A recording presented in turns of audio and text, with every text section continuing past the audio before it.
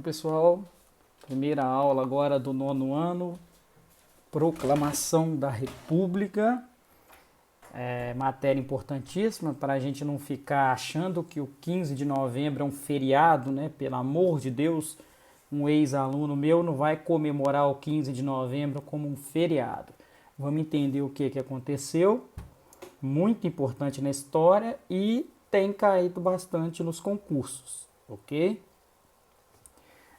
Primeiro a gente tem que entender o seguinte, pessoal. O Brasil foi o único país da América que já foi monarquia, com Dom Pedro I e Dom Pedro II.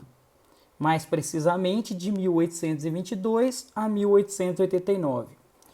Todos os outros países da América, Argentina, Colômbia, Uruguai, Paraguai, Bolívia, todos foram república logo que fizeram independência. O Brasil foi o único país que foi independência, teve um período de monarquia com Dom Pedro I e depois com Dom Pedro II, que é o que a gente vai falar agora, até virar a república. Então, como era o Brasil na segunda metade do século XIX? Do ponto de vista político, uma monarquia com Dom Pedro II. Na economia, que a gente chama de economia agroexportadora, agricultura agrária, terra, plantação de café, voltada para a exportação, voltada para o exterior, voltada sobretudo para os Estados Unidos, mas também para a Europa. Mas o principal comprador do café brasileiro era os Estados Unidos. Por quê, gente? A nossa sociedade era senhor e escravo. O escravo não tem dinheiro para comprar um café. Então, o café era feito para ser vendido para outros países. Ok? Vamos entender agora, gente, os fatores que levaram o Brasil a proclamar a República. Primeiro deles, ideal de modernidade. O que significa isso? Gente, o final do século XIX até a Primeira Guerra Mundial no século XX, que nós vamos ver esse ano também, o mundo pensava que estava evoluindo, estava progredindo. E quais eram os países mais evoluídos, mais modernos, mais avançados? Estados Unidos e os principais da Europa, Inglaterra, França, Alemanha, ok? E o que eram esses países? República, só a Inglaterra que não, mas era tudo república. Mão de obra assalariada, não havia mais escravidão. Sociedade urbana industrial. Então, para ser um país desenvolvido, rico, mais evoluído naquela época, tinha que ser mão de obra assalariada, urbana industrial e república. Sabe o que o Brasil era? Monarquia agrária escravista. Quer dizer, o Brasil não tinha absolutamente nada de moderno. Então começou a pensar em, opa, vamos virar república para ter pelo menos, né, alguma coisa de moderno. Até porque, como eu já tinha falado, o Brasil era o único país monarca da América, a monarquia sempre foi visto como um patinho feio dentro da América. Ok? Questão religiosa. Ah, essa é importante, pessoal. Durante toda a monarquia brasileira, o Brasil era católico. O que significa isso? Política e religião estavam juntas. O Estado brasileiro, o governo brasileiro era católico. E quem não fosse católico sofria uma série de restrições ou até perseguições. Nós tivemos época em que o cara ia mandado para a Europa para morrer na fogueira da Inquisição. Outros períodos ele não poderia ocupar determinados cargos públicos ou cargos políticos se ele não fosse católico. E aí, agora já no final do século XIX, o Brasil se espelhando na Europa e se espelhando nos Estados Unidos, percebe que, opa, política e religião são duas coisas diferentes.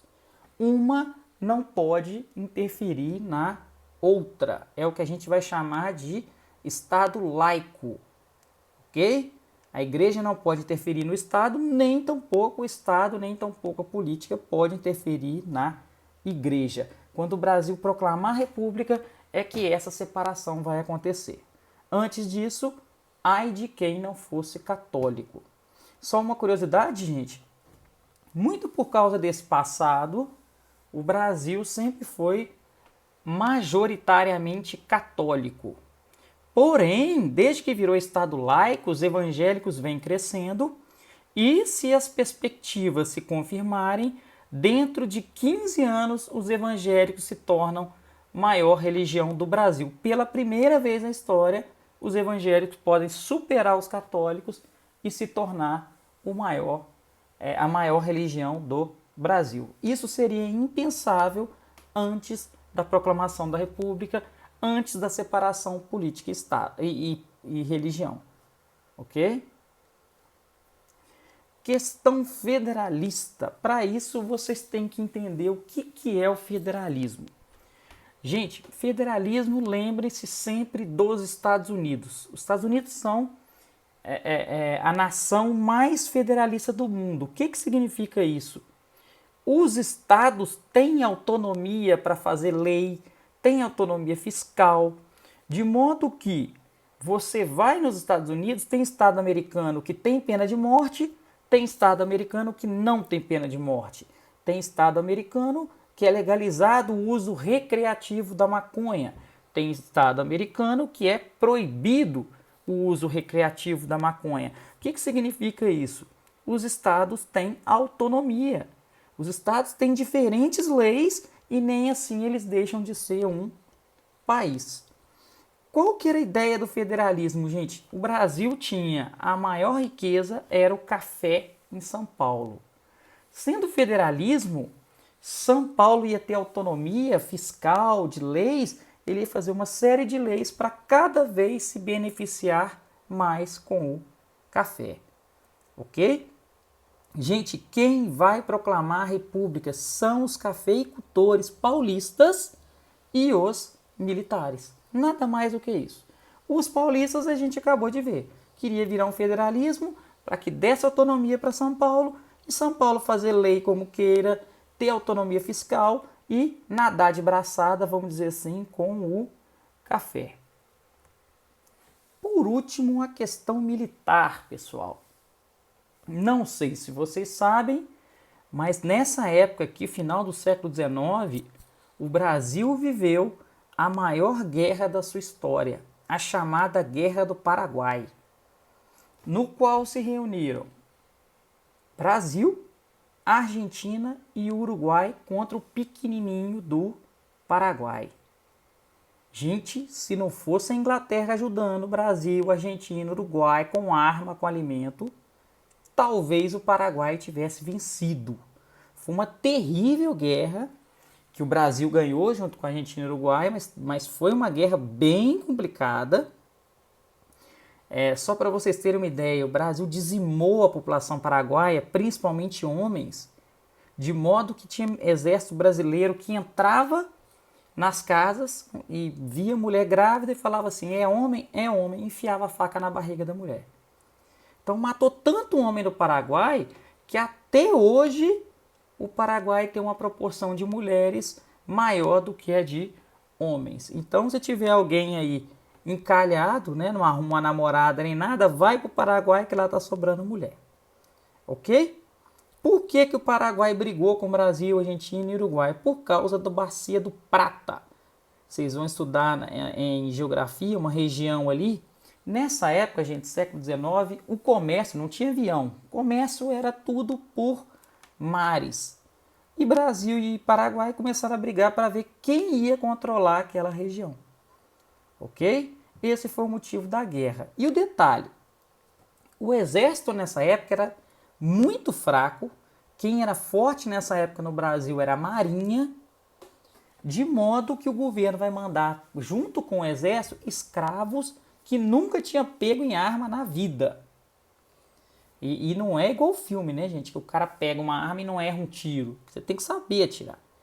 E na presença dos militares com os escravos, os militares vão aderir à causa abolicionistas. Os militares vão perceber que o negro é um ser humano tal como o branco, ok? Quando termina a Guerra do Paraguai, o exército vai lutar não só para a República, que vai lhe dar mais poder, como pelo fim da escravidão. Por fim, a questão abolicionista.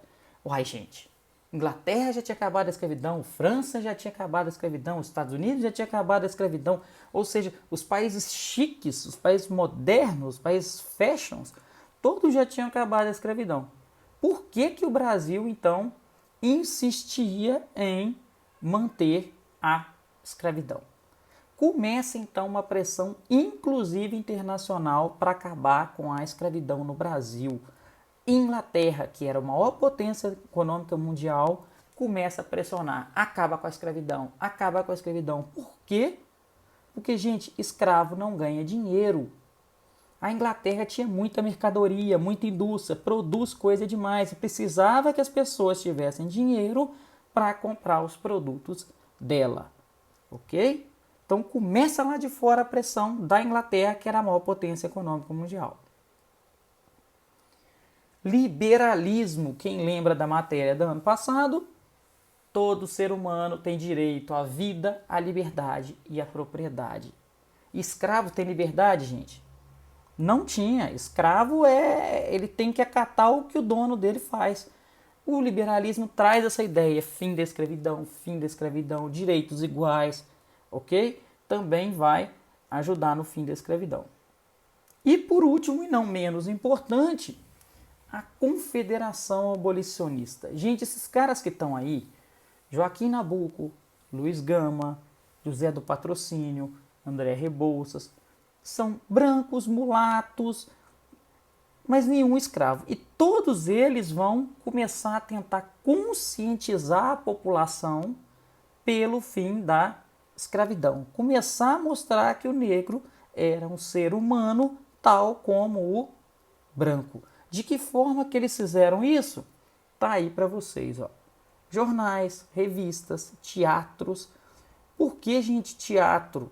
Charges, música, porque grande maioria da população brasileira não sabia ler, era analfabeta. Agora, no teatro eles entendiam. Charge, gente, muitas vezes a charge não tem nada escrito, é só um desenho. E através de charges, eles tentavam convencer as pessoas pelo fim da escravidão.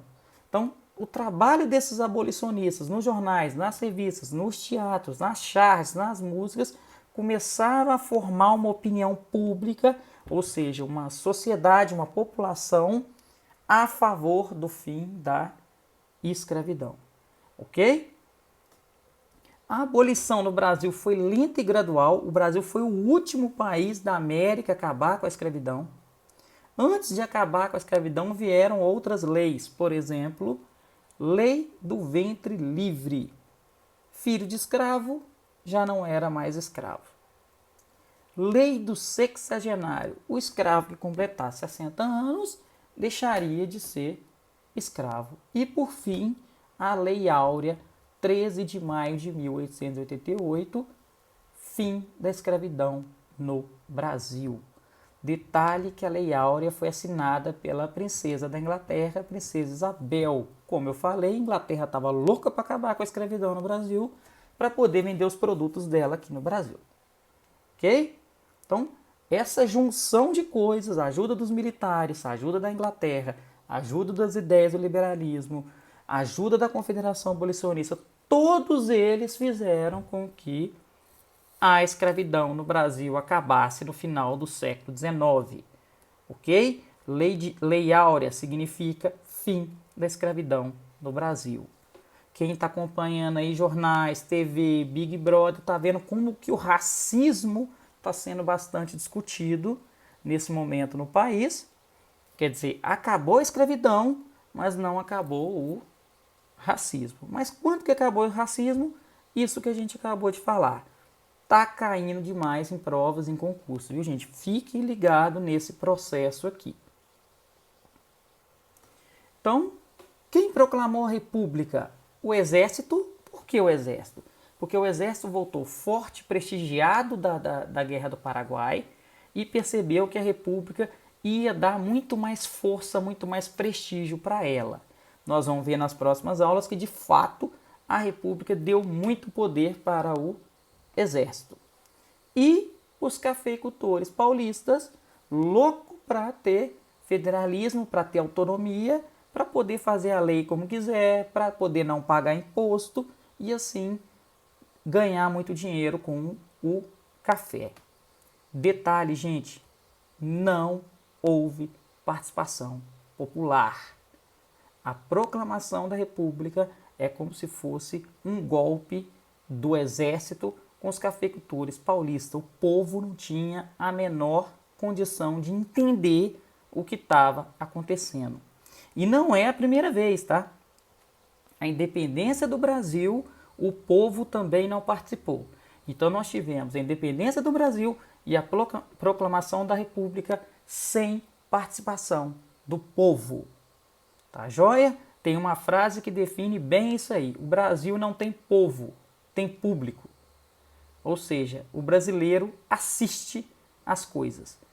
Povo é aquele que participa. Como o brasileiro não está participando, ele é apenas público. Ele apenas assiste as coisas acontecer.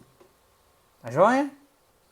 Por último, gente, eu coloquei essa imagem para vocês, que é muito famosa, da proclamação da República. Percebam que o cara está de joelhos com uma coroa. O que significa isso? A monarquia de joelhos para uma república. Gente, símbolo da república é sempre uma mulher. Por quê? Se a monarquia está muito ligada ao rei, normalmente a imagem de um rei, a república vai ser a imagem de uma mulher.